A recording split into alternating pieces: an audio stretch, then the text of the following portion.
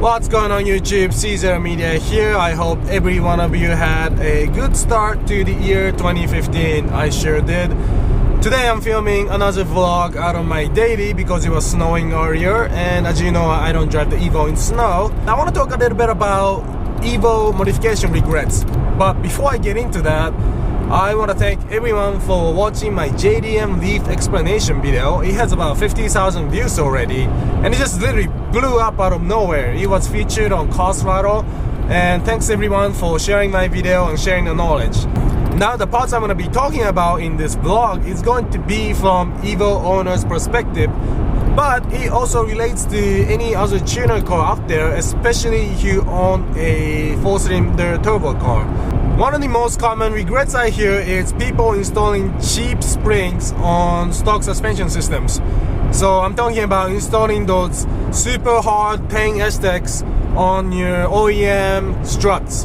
And this doesn't just apply to Evo 8s, but also to any other tuner car out there who want to get the Stance Nation Hell Flash look by slamming the car to the ground. But what you're essentially doing is you're sacrificing the performance of the vehicle, the handling, the dampening effect, because the OEM struts are not designed for that harsh of spring rates. So a lot of these struts are actually blowing out at such short lifespan. So whether you're looking for that Stance Nation Hella Flash lowered look, or you want to do some track days and autocross, don't cheap out and get the super stiff springs on your stock struts. Now I know that sometimes you can run STI springs with STI struts on some of the WRXs, and that's completely fine because these springs are made for these struts. So just make sure you don't mix and match some super stiff application with soft struts, because this is just gonna blow out and it's not gonna perform very well. So spend that extra couple $100 and get yourself coilovers. Another modification regret, or should I say modification mess, is eBay parts. A lot of people I notice are getting eBay manifolds, eBay intercoolers, eBay radiators. Some are good, some are bad, but most of the time it's bad, because eBay parts, at least from my experience, don't have that good of a quality when it comes to welding and joints. So especially on exhaust manifolds, on the Evo you have 4 ports coming into one, and there's so much stress on that connecting point. You got the turbo hanging off from the one joint. You also have the engine vibrating all over the place at high temperature with such high speeds and high vibration that if you don't have this manifold welded correctly, it's just gonna wear off and crack over time. And this is the same thing with radiators. Some eBay radiators are welded so poorly that it leaks at first installation. So I would stay away from eBay parts when it comes to performance related items. But when you're talking about exterior pieces like carbon fiber mirror cap, vortex generator on Evo, so front lips on the front bumper, get it, because if you don't care about authenticity of your parts, I'm all for eBay exterior parts, because it's just gonna break and wear off and you're gonna lose it anyways on some driveway that's too steep to climb up. Next up is carbon fiber parts. Now this specifically applies to Evo 8s and 9s because our cars come already with aluminum hood. It is super light to begin with, so why would you get carbon fiber for weight reduction? It doesn't make any sense. A lot of people are seeing that it doesn't fit too well, especially the trunk, and it just wears out over time, and you have to polish it, you have to wax it. It's just high maintenance compared to OEM hood. So unless you love the carbon fiber hood, I think it's just a waste of money, especially on Evos. Now moving on to my personal modification regrets, and the first one I have to say is the Odyssey small battery kit. It's one of those small batteries you can install in your car. It's pretty much universal to reduce weight on your engine bay, and it's practical, it makes sense. You want to reduce as much weight as possible from your car, but the thing is, my Evo is not a daily. I only drive it maybe once or twice a week, so it sits a lot. And when you let your car sit a lot without actually charging the battery, it tends to die. If you're dailying the car, it's a little different because the car was always charging up every time you start it. But if you live in colder climates, it might have issues starting at colder temperatures in the morning of the winter, because it does have lower cold cranking amps compared to the regular big batteries. So what I did with my Evo was put the big battery in the back to have better weight distribution, so that you don't have all that weight up front where the engine is. My second regret, I would say, is the cheap Pro Sport gauges that I installed on my car. Now I have the AEM gauges, which have been great, but I also have my Pro Sport gauges, which detect oil temp, oil pressure, and fuel pressure. But the oil temperature sensor went out once, so I had to replace that, and the replacement cost me about $30.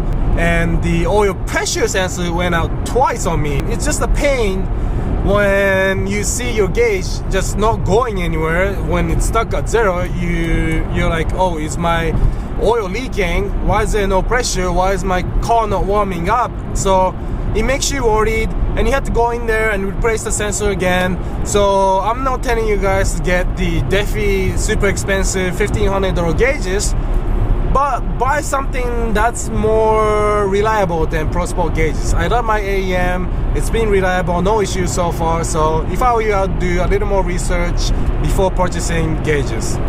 Another mod regret, I would say, is getting Evo 9 Turbo. A lot of Evo 8 Turbo guys get Evo 9 Turbos for cheap because it just spools faster and you can make more power out of it. But after you do the installation, you have to get it tuned. And you can't just install Evo 9 Turbo on the Evo 8 because the lines fit a little differently. So you have to get Evo 9 line conversion kit.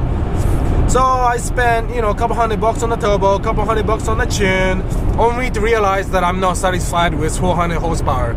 So I got the FP Black, which was about $2,000, and another tune. So, I could have avoided the whole Evo 9 Turbo process and went bigger in the first place. So before upgrading your turbo, figure out your budget, figure out what kind of power you want. If you have a friend that makes a 500 horsepower car, go for a ride in it, maybe test drive it to make sure you are looking for that kind of power. And same thing goes for people with like GT35Rs. Some people find it's too large, the lag is too big, because on like a 35R turbo on Evo with 2-liter 4G63 engine, you're spooling out like maybe 5,000, 6,000. It's basically useless for autocrossing. So make sure before you purchase a turbo that you know exactly what size turbo you want. There's forums online that you can go and do some research. So research before you get a turbo. Another regret, I would say, is a turbo timer. I know it's kind of cool because you get to shut off the car, walk out, close the door, lock the car, and you'll still be running, and all of a sudden it shuts off after 30 seconds. So it's really cool, and it is practical. A lot of BMWs nowadays have coolant runs through the turbo system after you shut off the engine to make sure the turbo is cooling off. But honestly, for $100, you can spend $100 on another mod that makes your car faster than to buy a turbo timer, because if you're at a track day, they usually give you a cool down lap. And if you're at a drag strip, you just gotta drive around a little bit, park the car, and just leave the key in there. Now, lastly, and probably the most devastating modification regret that a lot of people talk about is taking your car to a no-name tuner shop to tune their car.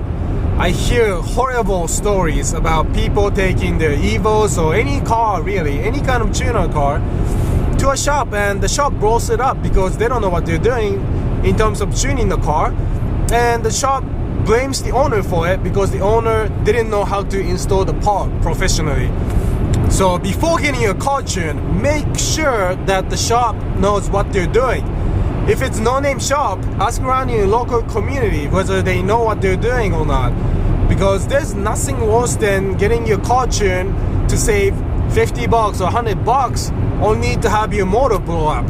So that nobody wants to see that. And there's a lot of information online. Go on the forums, go on your Facebook, ask your friends, and get the car tuned right. So the moral of the story is, if you're getting a new turbo, or if you're getting your car tuned, make sure that you do extensive amount of research so that you do not waste your time and money on it. So that's it for today, guys. I hope it was informative. But before I let you guys go, I want to say that I know a lot of people in the automotive industry, and I get aftermarket parts for super cheap. And as you can tell, my Evo is being fully built, and without my hookups, my Evo would be nowhere near as built as it is today. So if you have parts you're looking for your Evo, just hit me up on Facebook or Instagram. Let me know what you're looking for so that I can help you out. The least I can do is at least look up the pricing and give you a quote. It wouldn't hurt to do that. And I know a lot of you, my viewers, have already received some of the parts from me, and so far it seems that you guys are satisfied since I don't see any bad feedback on them. But yeah, if you're looking for parts, just hit me up, send me a message, send me questions, leave comments below in the comment section.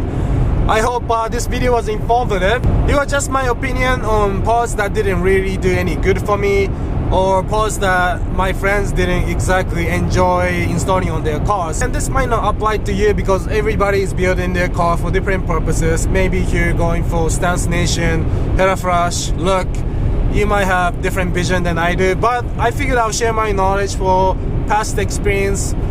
And I hope it was educational and informative, guys. Hit the like button if you like my video, and subscribe if you have not already. And I'll see you in my next vlog. I'll probably do what modification I like the most for my car. So thanks for watching again. Drive safe, and I will see you in my next vlog.